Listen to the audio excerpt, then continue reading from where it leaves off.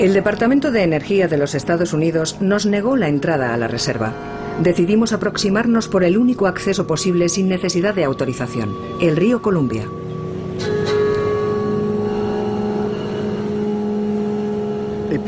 Escogieron un lugar remoto como este para que afectase lo menos posible a la gente si se producía una explosión o había algún problema.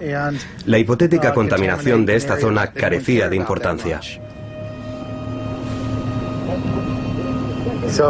Así que ese es el primer reactor nuclear que se construyó en el mundo.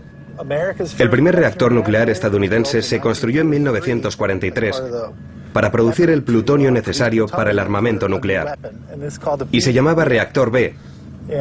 Ahí se produjo el plutonio que contenía la bomba de Nagasaki.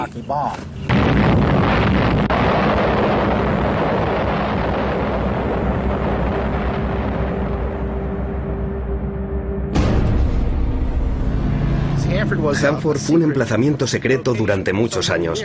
No se permitió que nadie tuviese conocimientos de las innumerables fugas, los incendios y los problemas que habían ocurrido en el pasado, ni de las radiaciones que absorbieron las comunidades que vivían en las proximidades. Como instalación cumplía su objetivo, fabricar armas, y la creación de residuos nucleares no era un problema. Y también tenían agua limpia, la del río que se necesitaba para enfriar el reactor. Y el líquido que se utilizaba para enfriar los elementos combustibles se vertía de nuevo en el río, contaminándolo considerablemente. ¿Y la gente sabía que se estaban vertiendo residuos radiactivos? Por supuesto que no.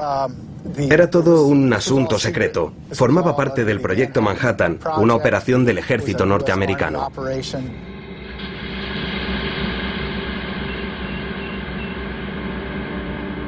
El lecho del río Columbia conserva todavía una capa de sedimentos radiactivos que nadie sabe cómo eliminar y que continúa contaminando el agua. Pero lo más sorprendente es lo que muestran estas imágenes. En la época, los responsables de la central dejaron que las familias de Hanford utilizasen el río sin informarles del peligro al que se exponían.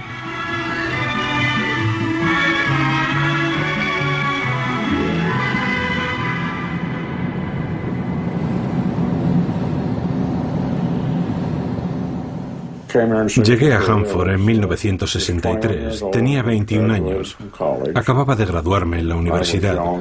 Era tan ingenuo que creía en mis superiores, en la gente mayor. Creía en aquel proyecto. Pero finalmente descubrí que durante los 20 años anteriores las cosas no se habían hecho correctamente. Que Hanford no era un lugar seguro, porque los residuos acumulados se liberaban en el entorno. Me llevé una gran sorpresa cuando supe lo alta que era la concentración de productos químicos y de su movilidad. Bastaron 20 años para construir y producir aquel desastre. Los reactores y las plantas de Hanford han producido más de 1,5 billones de litros de desechos. El equivalente a la superficie de Manhattan con una profundidad de 25 metros. Almacenar los residuos habría resultado demasiado costoso. Presionados por el tiempo, los directores de la central decidieron cavar zanjas. Los residuos líquidos de baja actividad se vertieron directamente en la tierra y contaminaron 3.500 hectáreas. La zanja Z9 fue la que recibió mayor cantidad de residuos. El cofre Z9 es una planta de purificación de plutonio. Los residuos acuosos se vertían en el cofre, que es una estructura que construyeron para que los residuos quedaran en el subsuelo. El cofre Z9 contenía tal cantidad de plutonio que cuando consiguieron medirlo se comprobó que la mayor parte estaba cerca de la superficie y se dieron cuenta de que era muy peligroso. Así que redujeron la cantidad de plutonio para que no se produjese un incidente nuclear.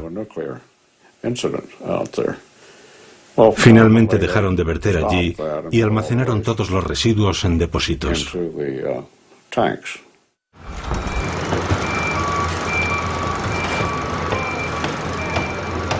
En 1943, los ingenieros construyeron 170 depósitos de hormigón, cada uno de los cuales era lo suficientemente grande como para albergar un edificio.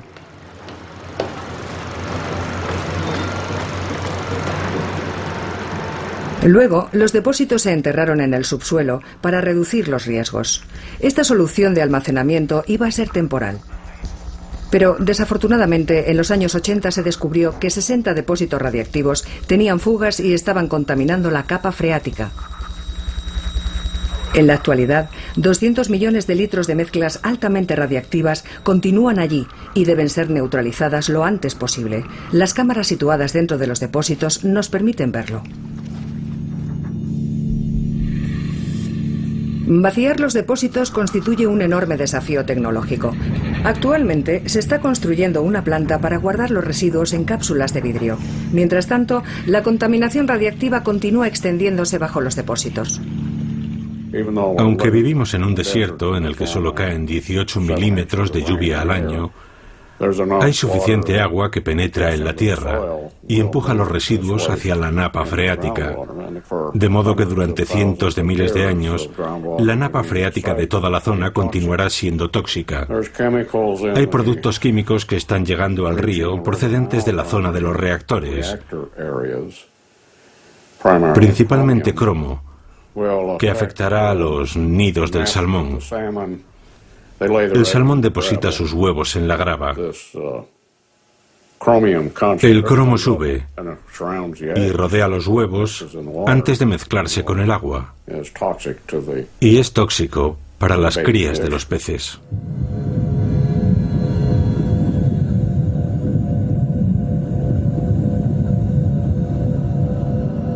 Los temores de Alien Bolt no son imaginarios.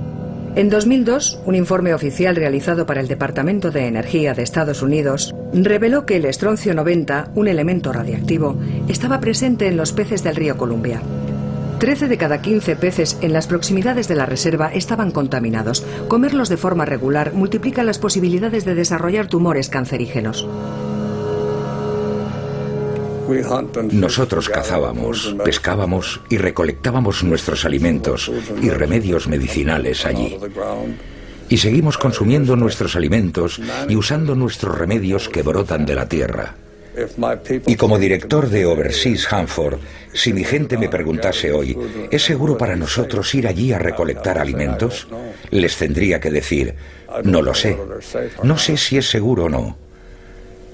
Mis sospechas y mi paranoia se deben a que el estado de Washington tiene la tasa de cáncer más alta del país. No hace mucho tiempo, cuando era un niño, podías beber agua del río. Ya no.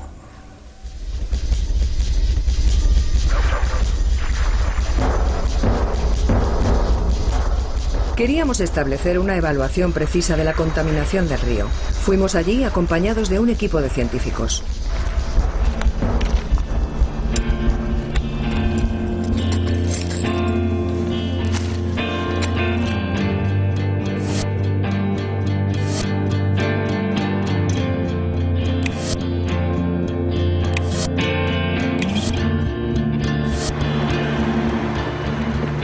El agua y la tierra las analizaron en CRIRAD, un laboratorio independiente francés de investigación sobre radiactividad.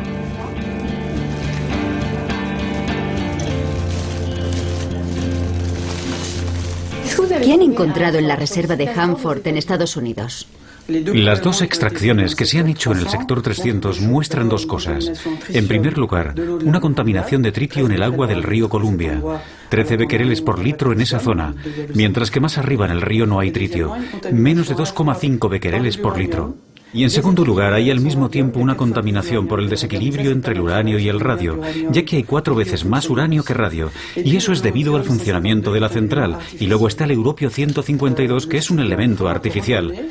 La reserva de Hanford reconoce, por ejemplo, una contaminación de tritio que supera los límites de potabilidad en 121 kilómetros cuadrados de superficie de aguas subterráneas. En definitiva, en la reserva continúan produciéndose fugas permanentemente, que producen vertidos de elementos radiactivos en las aguas subterráneas, que progresivamente migran hacia el río Columbia, al no existir un método de descontaminación operativo para el yodo 129 y el tecnecio 99.